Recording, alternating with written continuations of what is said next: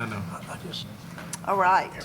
So the meeting is called to order, and welcome to everyone. I'm actually glad we're an hour later past 10 o'clock Central because I'm not competing with Mueller. But I appreciate everybody being here.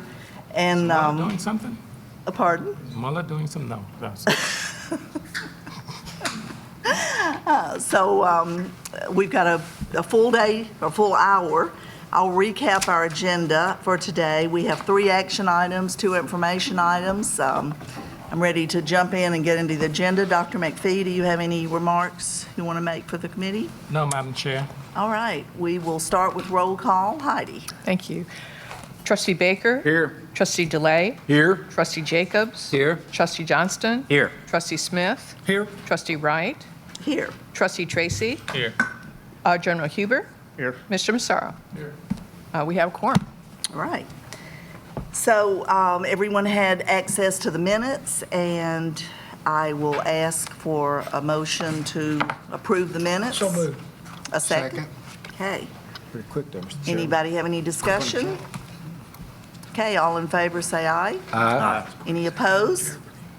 Motion for the minutes. Madam Chair, who made the second, please? I heard it, and I can't. did too. Was it JB? Did you make the second? That'd be good. All right. I Don't guess claim that it. says it. All right. So approval of tenure and promotion candidates, and Vice Provost Cheryl Torsney will present for us, and I believe we're going to take this as one vote, if that works for you, Heidi. Certainly. Okay. Great. Thank you very much. Good morning. All righty, that'll work. As President McPhee says, decisions about promotion and tenure are absolutely essential and among the most important things we do at this university because the faculty are the heart and soul. So I offer you today and ask for your approval of candidates for tenure, 39 of them from across our colleges. Excellent candidates. That is for tenure. And for promotion, we have 75 candidates. These are superb candidates whose credentials have been reviewed at all 4 levels of the institution, okay? And then it goes up to the president, and he has recommended them. And we now ask for the approval of the board. So moved. Okay. All right. Second. Is there a second? Who said? Pete seconded. Any discussion? Just a question. Yes. So, Okay. Yes. relative to the number of people we normally grant tenure or normally promote, how, this group, is this of the same size, larger, smaller? It is a tad larger. In 2018, we tenured 31 and promoted 40. Okay. In 2017, we tenured 33 and promoted 34. And among those we are tenuring this year are 3 candidates who have applied for expedited tenure because they are in administrative roles. And it is essential that we offer them expedited tenure in order to have them sign on as chairs. Or do we need to clarify that this motion was for both tenure and promotion? Yes, Madam Chair. And could I ask who made the motion and who seconded? But I need a committee member to make the motion. Oh, sorry. I'll make the motion. I'll Please. second. Okay, thank you. Sure. Understand that. I can fix it. Okay. Any further discussion I'd or like, questions? number 62 on this list, Diana Rust, is the person responsible for me getting my degree. Oh, how Chris- wonderful. Chris sicked her on me, and she wouldn't let me not get it. So I'm very pleased that she's in this list. We will make sure that Diana knows you have mentioned her. Thank you. Very nice. Yes. All right. All in favor, say aye. Aye. Any opposed? Okay, passes unanimously for the approval of tenure and promotion candidates. Great, thank you very much. Our second action item is for approval of a Bachelor of Science in Public Writing and Rhetoric. This is a new program, and we have actually the architects of this program with us this morning, and so I would like Assistant Professor Eric Detweiler and our newest Associate Professor, Kate Pantelides, to come speak about it ever so briefly.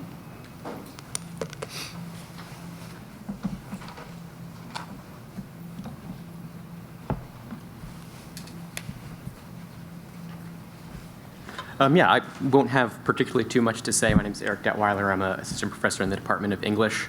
But this is a major that we've been working on and thinking about for a year or two now, potentially giving us the opportunity to broaden the range of courses we have that help students, not only students who would be interested in a liberal arts major standalone, but perhaps double major in other areas of the university like the sciences, business, and so on and so forth, to help them develop a sort of broad set of written communication skills that could apply in a variety of public and professional settings. So that's sort of what we've presented at this point, and we're happy to take any questions if you all have them for us before we move forward with this. So how'd you come up with the title Public Writing and Rhetoric? So I will be somewhat frank in that we liked the idea of having PWR Power as our course catalog acronym potentially. Got it. That's a But- good reason. There's been a lot of these programs that have popped up in other areas of the country in the last few years. Some of them have put a little bit more emphasis on digital studies as a keyword, writing, rhetoric, and digital studies, again, because you get the acronym WORD, which is a nice kind of punchy thing to remember. But in our case, we wanted to think about providing students with a broad range of written communication skills that wouldn't necessarily be limited just to digital arenas, but that could help them think about how to speak to audiences in public settings if they were interested in, let's say, going on in careers related to things like public policy or NGO work, or also perhaps if they're students who are doing pre-law or something like that and want to develop their written communication skills in relationship to that. Also have some professional focus on it, but give students who aren't just necessarily interested in developing the writing skills that apply to one professional field a chance to pursue this major, but who want to think about how they can develop sort of broader principles for thinking about writing, being able to adapt their writing to the rapidly shifting job market for students who are focusing on writing as a major part of the sort of skill set they bring to the workplace. And so we thought public was kind of a broad ecumenical term that could cover a lot more territory than some of the more narrow terms like technical or digital writing or things like that we might bring to bear here. How will you measure the success of this major in terms of number of students, and also is this major internally driven, something you wanted to create, or externally driven, something the community was telling you needed to offer? It's been a little bit of both. We've already had some success offering upper division courses that at this point are just electives in collaboration with Fermentation Science. We've had conversations with faculty in journalism and media arts and some other areas about this. But in some ways this began internally because we felt there was a need to give students the chance to take some of these courses focused on writing, but not just the sort of bread and butter sort of like creative writing genres or academic writing genres that have been the focus of the English major a little bit more traditionally. So there was a little bit of internal drive from those of us in the English department in collaboration more than anything with faculty in communication studies about how we could broaden those course offerings. But we've been in contact with a number of community and professional stakeholders looking for letters of intent, letters of support for this degree, and have had a lot of positive feedback at this point. For example, one of our English alumni is the head of HR for the company Kirkland's, and he has very enthusiastically offered us a letter of support already. We've got a few other people who work in the fermentation industry, in publishing, and some arenas like that who have responded really positively to the initial kind of messages and check-ins we've sent out. So if you That's targeted number Yeah. of students, targeted You would like number to of. add? I did want to add, thank you. Just that we also, a lot of this responds to some of the employer surveys that we've done. And frequently what they note is they want our students, we have wonderful students who are excited to get our graduates, but they really are interested in improving their writing skills. And this would directly speak to those employer surveys, just the kinds of things that they're wanting our graduates to do. And public writing, again, speaks to that in sort of a broader way. It also parallels our really very popular public history major. So this would sort of add to what's already working so well at MTSU. I just want to add to that, and that's really a great point. One of our slogans now is that ready to work, and we do a great job of preparing students to enter the career field. But we must not forget that we are a university and that the liberal arts is critical in terms of having the quality and the recognition.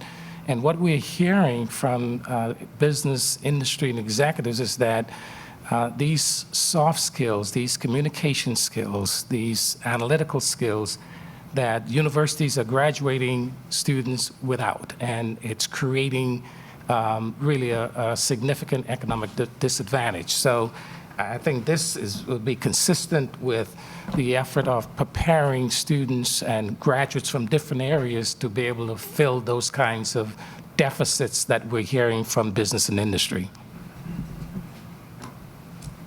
So once THEC approves, when will this be activated? Well, that is a good question that I would probably bounce back to THEC at this point.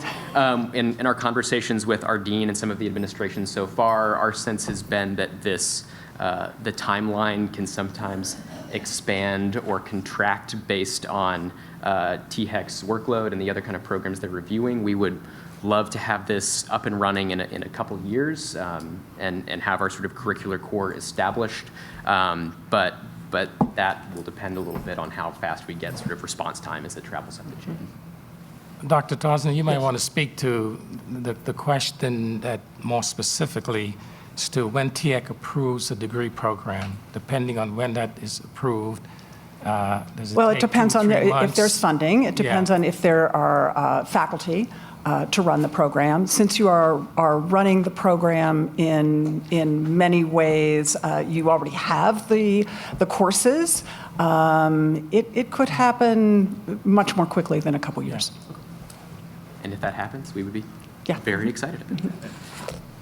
Thank you. Great information. Any further discussion? Okay, then I request, is this an approval? Oh, is Ms. this an Zimmerman? action? It's Oh, of an course action it's item. action item. Yeah. Yes, excuse me. So moved. So moved. Is there a second? Second. And any further discussion? Okay. All in favor, aye? Aye. Any opposed, no? Okay, it carries unanimously. Exciting. Great. Thank you. Thank you. Thank for all you that very much. information.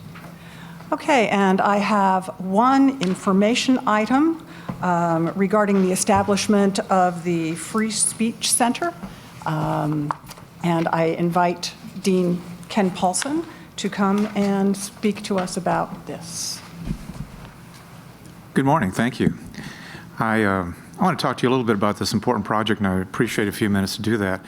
I have to confess, I used to frustrate my kids because I was the president of the First Amendment Center based at Vanderbilt University, and that was a place where you would obviously fight for the ability to express yourself, to read anything, to watch anything. But I would tell my now adult children when they were 12 and 14 that they may not watch an R-rated movie at a friend's house. I don't care how important Spaceballs is, you may not watch it. And they would challenge me and say, but Dad, you're the president of the First Amendment Center.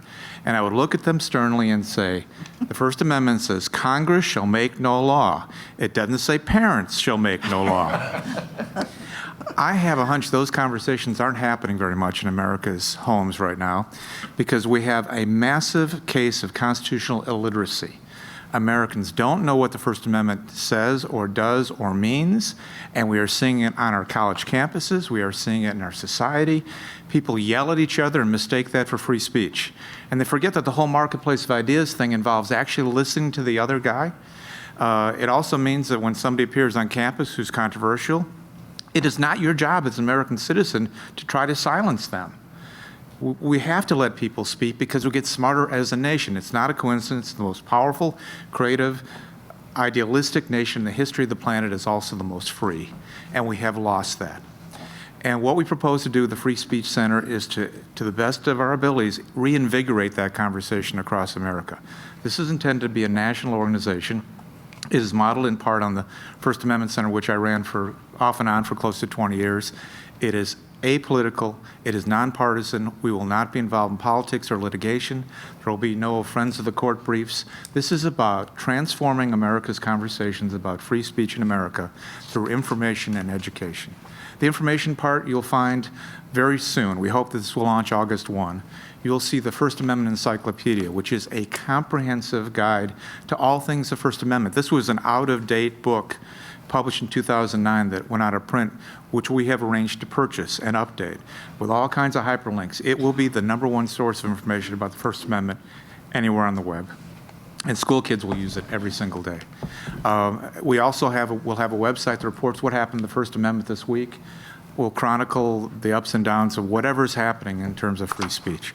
That's the information part. The education part's even more important because what we know now is that if you poll Americans, only 2% can name the 5 freedoms of the First Amendment. And just as a test, I'd like to go around the table.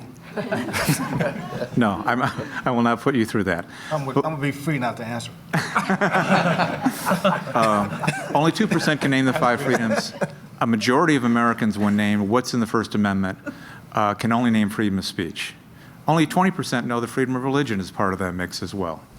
This is a major problem and a major challenge, and we can start the fire that we hope will reignite interest and understanding of the First Amendment, because the next generation is no more knowledgeable than the current one.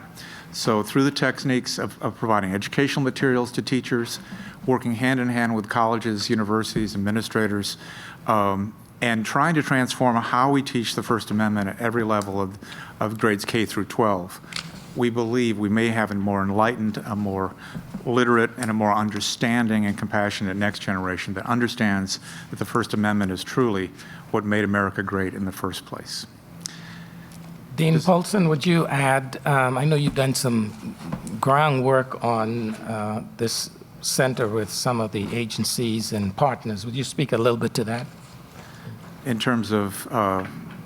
Some foundations? Oh, sure, absolutely. Support. Well, a couple of things are already developing. I could not be in a position, I haven't got approval for this center yet, but I felt like I could just chat with some people. So we've had commitments of funding of about $200,000 just to get us started from about 5 different foundations.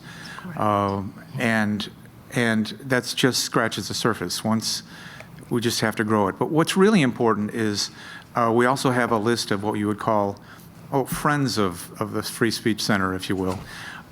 These are groups like America, the entire organization of America's Journalism Instructors, AEJ, and it's the Scholastic Press Association from across the country. Historically, and we're in conversations with the National Library Association. The Foundation for Individual Rights in Education is now supporting our work, and they're the ones who were behind the passage of a lot of the principles now in place in America's colleges. But this only works, I mean, let's be clear about this. We are a single university with a modest budget. This only works if I can enlist an army of people who believe in the cause we have.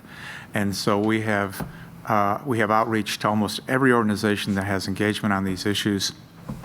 And they are signing in daily with support. The Newseum, the Freedom Forum are on board. This will only grow, but only if we're successful. So it's a national army that we hope to use those resources to make a real difference. Any other questions? Thank you for your time. Well, Dr. Paulson, I personally applaud you for all the great work you're doing in that area, and I really applaud the administration for the foresight to see that something so critical is needed at such an important time in our country. So thank you. Thank you so much. All right, I believe my work here is done. I think it is. So we will move forward. Oh, Is does this anyone have any action other item? questions? This is an No, this is information item. Within, yeah. within Information. Purview of, yes. So any further questions for our Vice Provost? Any discussion with her? Okay, we will thank you. Thank you very much, all. You had a busy agenda day today. So we will move to the athletics update. And Dr. Yes. McPhee, are you handling that? Yes, Madam Chair, members of the committee, I wanted to kind of just update you on some of the actions the administration has taken since our last board meeting when we had a parent of an athlete came and spoke to this group with regards to some deficits as they perceived of policy issues dealing with athletes and coaches, and et cetera. So we have decided to put together a committee that included the athletic director, the VP for Student Affairs, and others to look at those concerns and to come back to me with some recommendation to address, once they identify whatever deficits we have in terms of policy in dealing with student complaints and concerns of, quote, abuse of student athletes, to come back with a recommendation of policy consideration. And so I'd like to ask Vice President Sells, who has agreed to chair this committee along with our AD, to give us an update as to the work of the committee so far. Good morning. We have met twice since our initial meeting with Dr. McPhee to begin to put together what we are hoping will turn out to be essentially 6 deliverables by the end of August. So we have an ambitious agenda that we are working through. Step 1 will be to develop a policy that will come eventually, I believe, to the board for approval. We are looking at models that are currently in place at Indiana University, for instance. We're getting some information from the Penn State Athletics Integrity Agreement and some others that we're reviewing that'll give us sort of a broad policy statement from the university about the mission of athletics and the values behind what we're doing in the athletics department. So we're working first off on getting that policy pulled together. Separate from that will be then a more specific coaching code of conduct or expectations that'll again include some statements of values, but also will include a specific list of prohibited activities. And that will come about and be sort of a adjunct to the overall broad policy. We're working through a complaint process, a process that student athletes will be educated on that'll outline how they would resolve differences with coaching staff or any staff of the university whose primary job is in support of the athletics department on campus.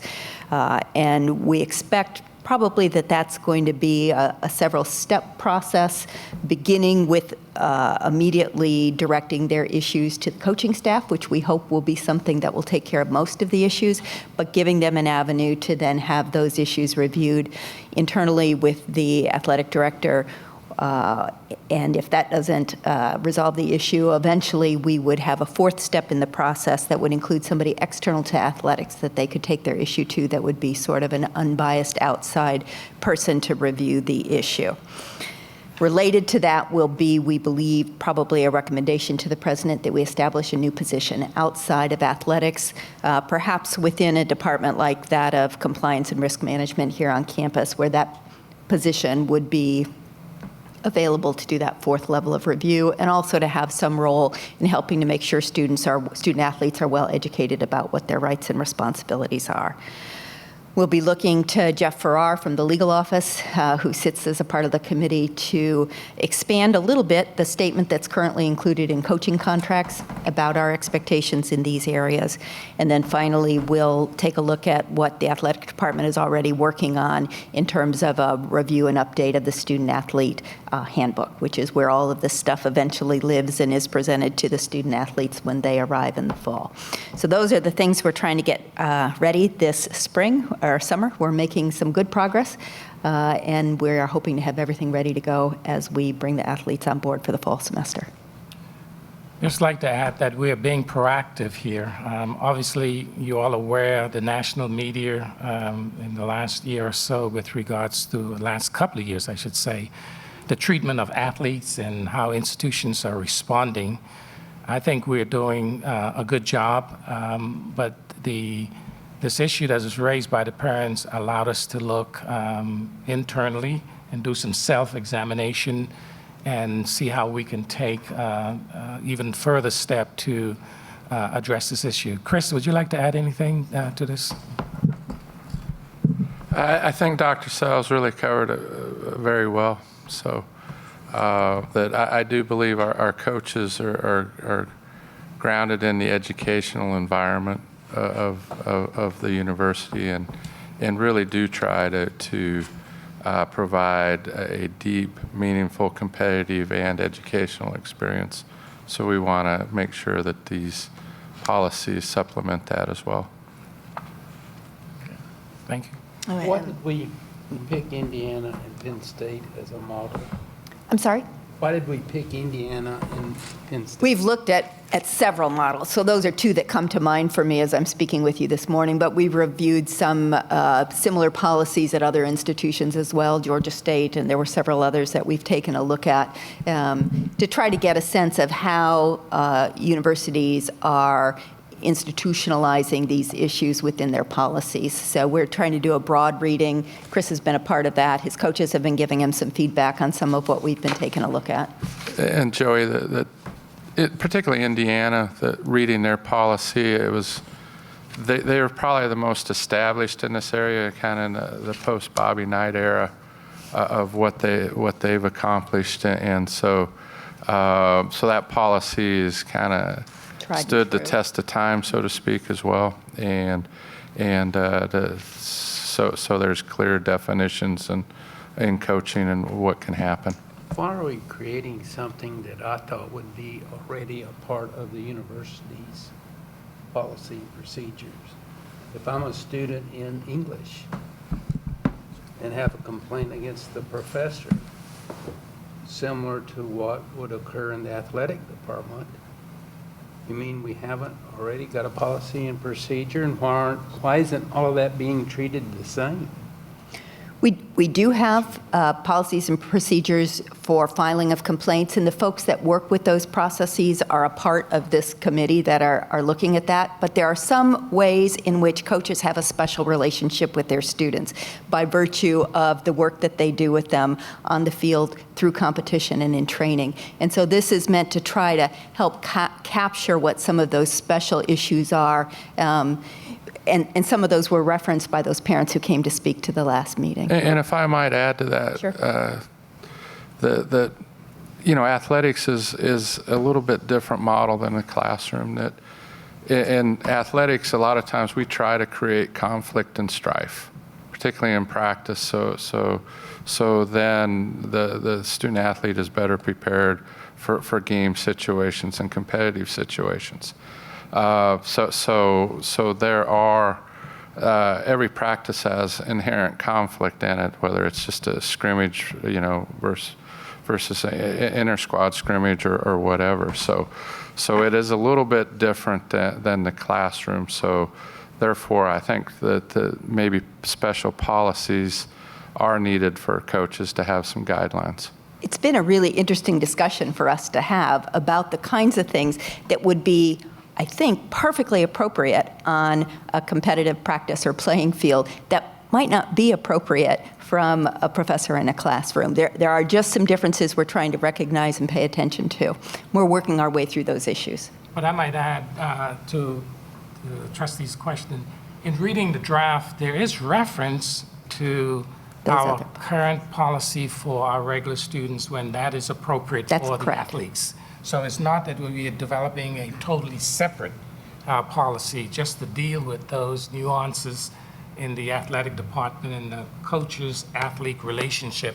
That's what we're dealing with. But I see a lot of infrastructure being created because of this one complaint. Would we do the same if it was on the academic side?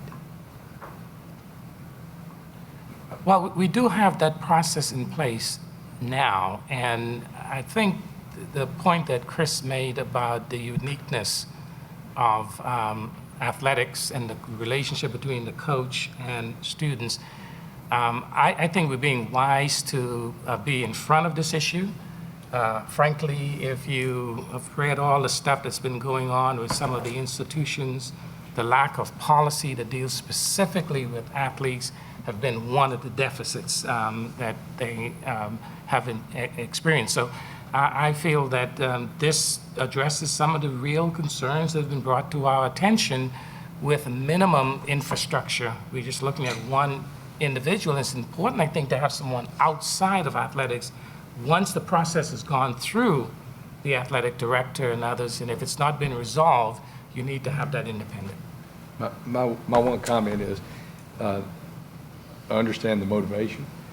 My view would be your policies need to be very short, simple, and straightforward. You will never write a policy to cover Absolutely. every potential eventuality. Absolutely. And most of the time, problems come not because of lack of policy, but lack of judgment. And you can't adjudicate judgment with policy. So. I think a part of what we're working on also is that the policy addresses, as I said, some of the real legitimate differences that there might be. And if all we had to go by was the classroom policy, and if coaches were judged against that standard, I think we, as an institution, would be open to some criticism. I think this will allow the institution also some reasonable conversations to happen about what is completely appropriate behavior in one setting that would not be appropriate in another. It helps the university. And can you confirm that we've been in communication with the parents, that they are aware, the ones that initially brought some concern to us, that are we communicating with them that this process has kind of started to be sure that we're covering their concerns? Not at this point. It was my feeling that we would try to get the process underway and then give just a general. We don't really want to give any specifics at this time, but the plan is to let them know that we are reviewing and taking some action. Okay. Thank you. Any other questions, discussion for Dr. Sales? All right. That concludes our... Madam Chair, may I add one Yes. item? We have the liaison from THEC for the board, the LGIs, Lauren Collier. There's a scheduled professional development for trustees that sometime in August. Lauren, would you come briefly and tell the trustees about that and encourage? Is it time for that already? It is time for that already. Thank you, Dr. McPhee. Trustees, you may recall that in August of 2017, we all convened, and when I say all, I mean all of the trustees from the LGIs, the University of Tennessee system, the Tennessee Board of Regents, and the THEC Hour Commission members of the Music City Center. We are going to be reprising that professional development event in August on the 15th and 16th at the University of Memphis. This event will be a little bit different from what we did at the Music City Center because, frankly, you may be aware that the University of Tennessee Board was reconstituted as well. You now have a little bit more time in the saddle, and so we are building those components to help address the questions and to guide maybe the questions that you ask moving forward. Really excited about this, and we've also built in time for you to network with your colleagues, trustees from around around the state. The governor will be attending. So really hope that you will make time to be there. Also bringing in experts from around the country and highlighting some of the really expert practices that are happening within the state as well. With that, I'm happy to answer any questions. Repeat the date again, I will make sure. Sure, August 15th and 16th. So since you are all sitting trustees, we will convene at 4 p.m. on Thursday afternoon. Any new appointees, which does include the new student trustee and the new faculty trustee, we'll meet just after lunch prior to that, so we can make sure that everybody is up to speed on that 101 level like you all had. We will then adjourn at lunchtime on Friday. So you should have received a save the date, and you should receive an official invitation by the end of the week. Lauren, little birdie just whispered me in terms of covering the cost of this. Can you speak to that?